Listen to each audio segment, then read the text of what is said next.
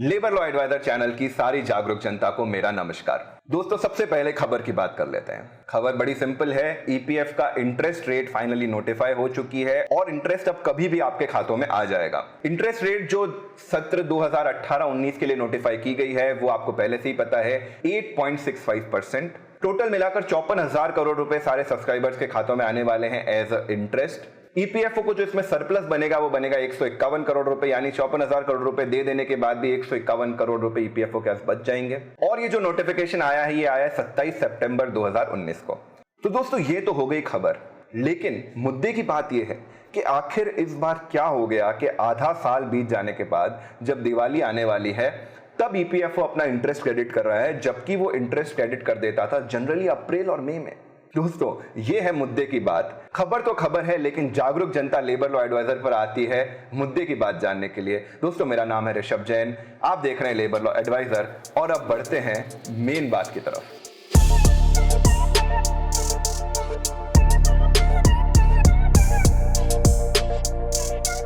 तो दोस्तों, आप में से सारी जागरूक जनता को पता है कि ईपीएफओ के लिए बीता हुआ साल अच्छा नहीं गुजरा। क्यों अच्छा नहीं गुजरा? आईएलएफएस का स्कैम हो गया और ईपीएफओ ने उसमें पैसे लगा रखे थे। डीएचएफएल बर्बाद हो गई और ईपीएफओ ने उसमें पैसे लगा रखे थे। ऐसे में जब बोर्ड ऑफ ट्रस्टीज ने, जो लेबर मिनिस्टर हेड करते हैं, उन्होंने ये कहा कि इस साल हम इंटरेस्ट रेट पिछली बार से ज्यादा बढ़ाकर देना चाहते हैं। पिछली बार जो हमने 8.55% के हिसाब से इंटरेस्ट रेट दी थी, इस बार हम 8.65% के हिसाब से इंटरेस्ट रेट देना चाहते हैं। पिछली बार जो हमने 586 करोड़ रुपए का सरप्लस रखा था, इस बार हम 151 करोड़ रुपए का ही सरप्लस रखना चाहते हैं। उन्होंने ये भी अपने अकाउंट्स में बहुत क्लियरली नहीं बताया कि आईएलएफएस का जो लॉस हुआ है 573 करोड़ रुपए का, उसे अकाउंट किया गया है कि नहीं। डीएचएफएल में जो 700 करोड़ रुपए अटके हैं, उसे अकाउंट किया है कि नहीं। डीएचएफएल ने जो इंटरेस्ट पेमेंट नहीं किया है, उसमें डिले किया है, उसे अकाउंट में इंक्लूड किया है कि नहीं। तो ये सारे प्रश्न जब मेरे ही जहन में आ रहे हैं तो फाइनेंस मिनिस्ट्री के जहन में तो डेफिनेटली आएंगे, क्योंकि जो फाइनल अप्रूवल जाता है वो फाइनेंस मिनिस्ट्री के थ्रू जाता है। तो ऐसे में फाइनेंस मिनिस्ट्री ने ये क्लैरिफिकेशन मांगा ईपीएफओ से कि भाई ये सारे बिंदुओं पर आप हमें क्लैरिफाई करिए, सेटिस्फैक्टरी आंसर दीजिए और ये भी बताइए जब देश भर में इंटरेस्ट रेट घट रही है, बैंक्स में, कॉर्पोरेट्स में, ऐसे में आप इंटरेस्ट रेट बढ़ा के क्यों दे रहे हो। और मान लीजिए आपने जो लॉसेस है वो पिछले फाइनेंशियल ईयर में बुक नहीं किया है, तो अगले फाइनेंशियल ईयर में आप बुक करोगे तब इंटरेस्ट रेट एकदम से कम हो जाएगी और सब्सक्राइबर्स को एक बार लगेगा कि अरे ये क्या चल रहा है। तो आप हमें बताइए कि ऐसा आपने क्यों किया, इंटरेस्ट रेट बढ़ाई क्यों। और फाइनली ऐसा न्यूज रिपोर्ट्स कहती है कि ईपीएफओ ने इसका बहुत ही क्लियर जवाब नहीं दिया है, कुछ गोलमाल कर दिया है, बोला है सारी कैलकुलेशन सही है, सब कुछ मस्त चल रहा है, हम वैसे ही कैलकुलेशन कर रहे हैं जैसे 20 साल से करते आ रहे हैं, तो आप इसमें टेंशन मत लीजिए। आप तो हम जो बोल रहे हैं 8.65% के हिसाब से क्रेडिट करना, इंटरेस्ट क्रेडिट कर दीजिए, ज्यादा सवाल जवाब मत करिए। फाइनली ये नोटिफिकेशन आ गया और नहीं आता भी तो क्या करता, सितंबर सर पर है। इंटरेस्ट जो आपको अप्रैल मई में क्रेडिट हो जाना चाहिए था वो सितंबर तक क्रेडिट नहीं हुआ है, तो फाइनली कुछ तो करना ही था, तो ये नोटिफिकेशन अब आ गया है।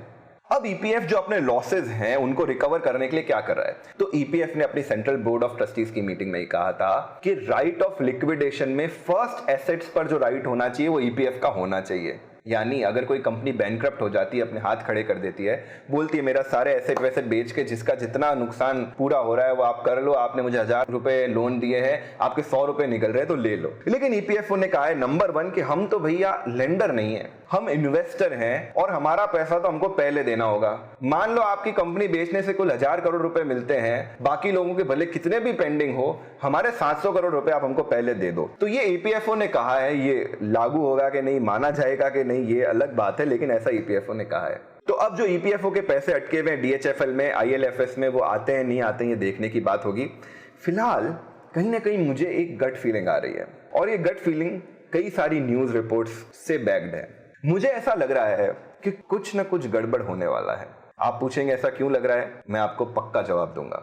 इस विषय पर मैं रिसर्च कर रहा हूं और हिम्मत करके एक ऐसा वीडियो बनाऊंगा जिसमें मैं सारी क्लैरिटी से आपको बताऊंगा। उसमें मैं आपको फाइनल कुछ गड़बड़ होने वाला इस चीज का प्रूफ नहीं दे पाऊंगा, लेकिन कुछ साइंस आपको दूंगा। अब आपके ऊपर है, आप उन साइंस को पकड़कर कंक्लूजन तक पहुंच पाते हैं या फिर ये बोलते हैं कि भैया तू तो एंटी मोदी है। दोस्तों, मैं कोई एंटी मोदी नहीं हूं। मुझे कई सारी चीजें हर गवर्नमेंट की पसंद आती है, लेकिन ये एक पब्लिक फोरम है, यहाँ पर आप सिर्फ तारीफें नहीं कर सकते। जो चीजें आपको गलत लगती है उसे गलत को गलत बोलने का जज्बा होना चाहिए। अगर आप गलत को गलत नहीं बोल सकते हो, गलत चाहे आप खुद भी हो, अगर मेरे से भी कभी गलती होती है तो भी मैं कोशिश करूंगा कि आपके सामने स्पष्टता से बोल दूं कि यहां पर मुझसे गलती हो गई। तो मैं ये वीडियो जल्द ही कोशिश करके अगले वीक आप सभी के साथ साझा करूंगा। आप उसे देखिए, समझिए, और कहीं आपको भी लगता है कि कुछ गलत होने वाला है या कुछ गलत होने की राह पर बढ़ रहा है, तो हम सबको मिल बैठकर फैसला करना होगा कि इसमें हम क्या कर सकते हैं। दोस्तों, इसी तरह लेबर लॉ एडवाइजर चैनल के साथ जुड़े रहिए, जागरूक रहिए। जय हिंद, जय भारत। जाते जाते आज के सवाल का जवाब दे दीजिए। जीतने वाले किसी एक लकी विनर को दिया जाएगा 51 रुपए का UPI कैश, जिसका रिजल्ट हम ब्लॉग पे पब्लिश करते हैं, जिसका लिंक आपको डिस्क्रिप्शन में मिलेगा। अगर आप हमसे लाइव बातचीत करना चाहते हैं तो इंस्टाग्राम पे फॉलो करना बिल्कुल भी मत भूलिए। हर संडे वहां पर लाइव सेशन कंडक्ट होता है। और अगर आप वीडियो आने से पहले ही लेटेस्ट डॉक्यूमेंट्स एंड अपडेट्स पाना चाहते हैं तो टेलीग्राम ऐप डाउनलोड करके लेबर लॉ एडवाइजर सर्च करें और ग्रुप को ज्वाइन कर लीजिए। और लेबर लॉ एडवाइजर के सभी सब्सक्राइबर्स जिन्होंने ज्वाइन बटन पर क्लिक करके एक मेंबरशिप ली है, उन्हें हम बहुत बड़ा थैंक यू बोलना चाहते हैं, क्योंकि आप लोगों की वजह से हमें सपोर्ट मिलता है नए वीडियोस क्रिएट करने का।